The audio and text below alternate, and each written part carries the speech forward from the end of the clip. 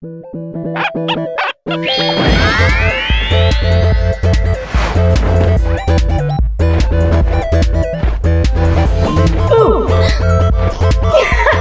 chubby corn.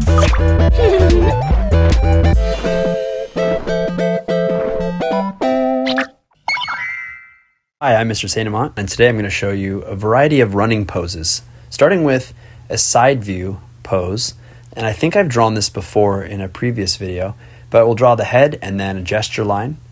And I'm going to draw the little torso along that gesture line. And then I will draw, let's go with the arm back. So this arm is closest to us. And then I'll draw a little ball for a fist.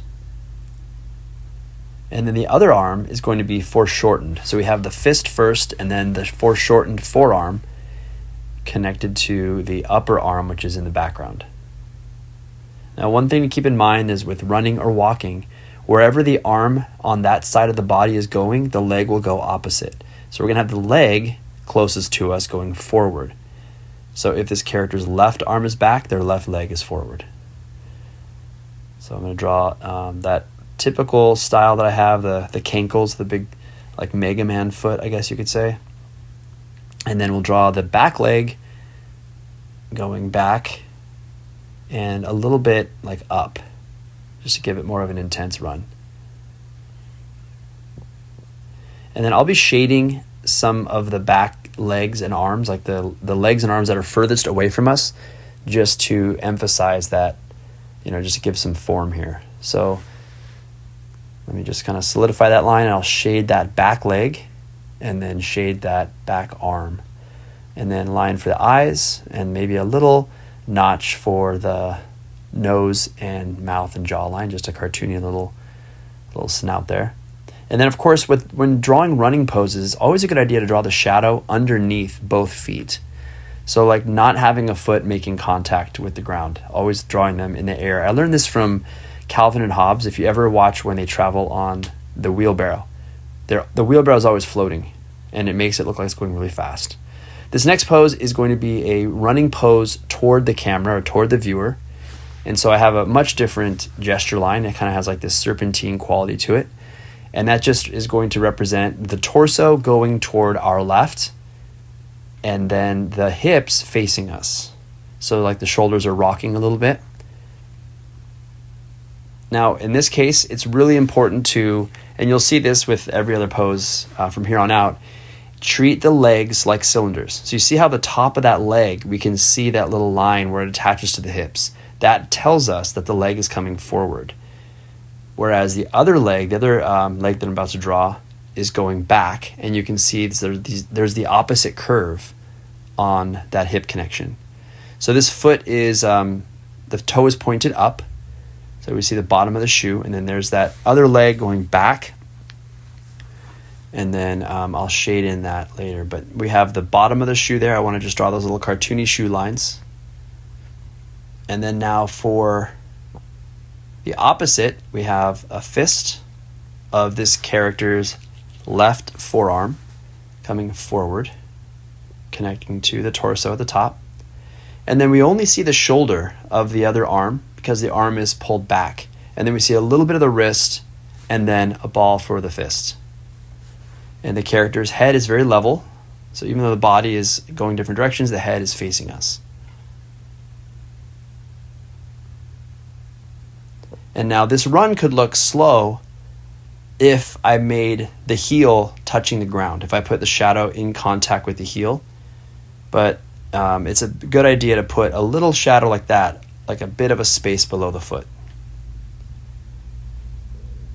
And then just some solid lines there. Okay, next one is going to be a character running away from the camera, but a 3/4 view.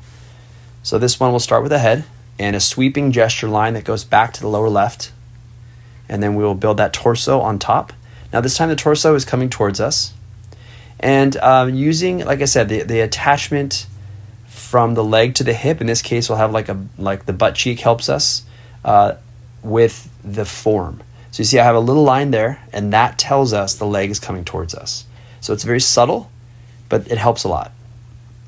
And then we have the leg, the calf is in front of the upper leg because it's closer to us. So you see I have a little bit of an overlap, treating that, even though it is like a cankle of a leg, I still have that cylindrical quality when it's attaching to the knee. And then the other leg is turning away from us. You can see I have a curved line at the base of that particular upper leg.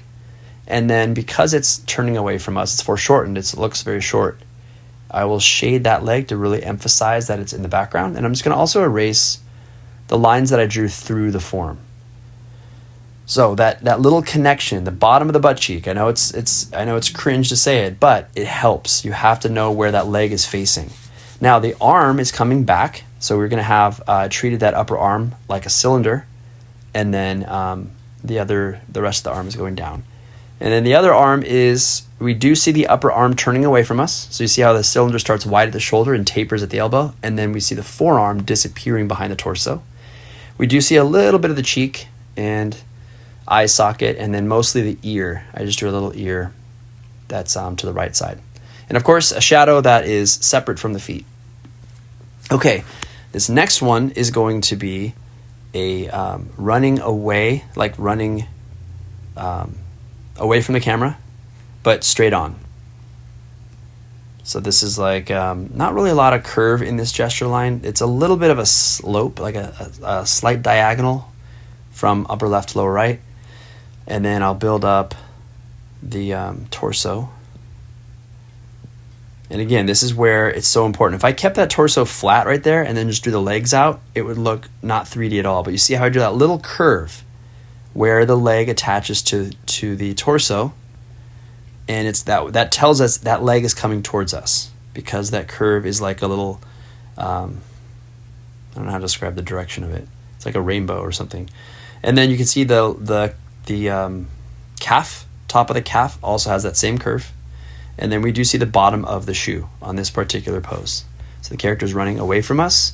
I drew those little cartoony lines showing the bottom of the shoe. And then the other leg is going forward. And look at how I made that other curve. The curve is opposite.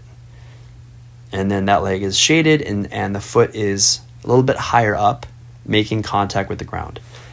Excuse me. So then we have the leg. That leg is forward, so that arm must be back. So look how I'm treating that upper arm like a cylinder. Then I will build the forearm on top, taper it down to the wrist, and then there's a fist. And the other arm, again, we do see the arm tapering the other direction and then overlapped behind the torso. All right, so that pose is pretty much good to go. And our last pose is going to be a runner facing the camera, except this one is going to be the toe pointed down. So we have the person, the torso. This one, I didn't draw a gesture line here because it's just very straight, vertical. There's really no need for a dramatic gesture line. Now look at that curve. That tells us right there the leg is coming forward. The way that it curves in attachment in relation to the hip. And that knee, that upper leg is very foreshortened. It's very short, which means it's coming at us. I could probably have widened the knee a bit more to show the knee larger than the hip. That would really emphasize that foreshortening. The other leg is going to go back. So it's tucked behind that leg coming towards us and in shadow. And both legs have toes down. So this is like a person sprinting or starting to sprint maybe.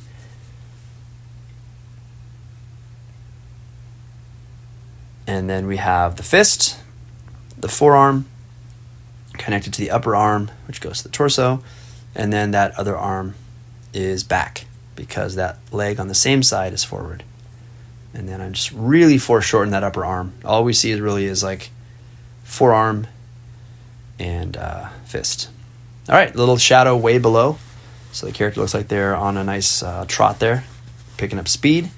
All right, and that's pretty much it. Thanks for watching. If you haven't subscribed, please subscribe. It'll really help me out, and I'll appreciate it. Thank you.